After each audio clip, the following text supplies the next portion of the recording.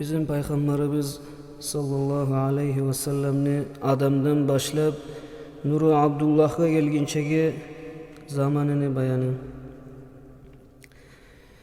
Mevla'ya salli ve sellim daimen abada ala habibike hayril halqi kullihimi.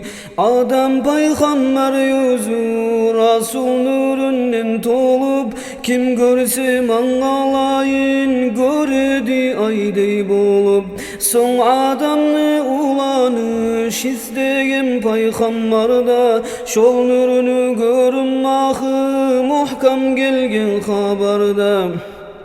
Son özgelege gelip göçe turgan hıylığa amanat yemik bolup silidan son siliğa.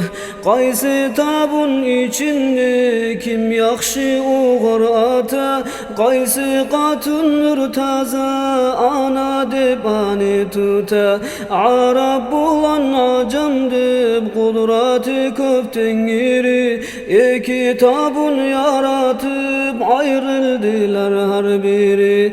Acamdan silip olup Araplar her kılıkta Kurayş tuhum edi artığı sililikte. Şol mübarek tuhumda Abdülmuttalip gelip ulanı Abdullah'a yetti nur yerim bilim. Şol nurani yüzünde güyimik balkımaktan Makkanı kızlarına aşıklık tudu yoktan.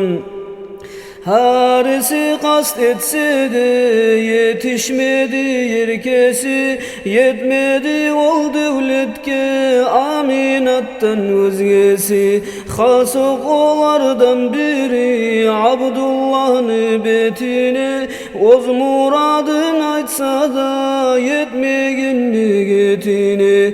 Aminatını algan son bir dağı yoluqqanna bayağı hal bar mı dep sorap qaragan anna. Ol gatun cevap berip başkaça degen hali. Sen dedi aldın mı nur görünmegen sayalı. Muhammed zahir bolup dinul İslam'da bulan dünya nurlu bolmağa yok bolgan son zaman.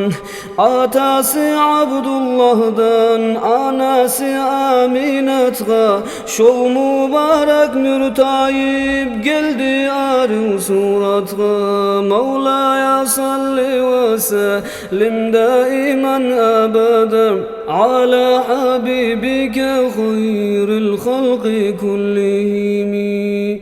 Allahümme salli ve sellim ve barik aleyh.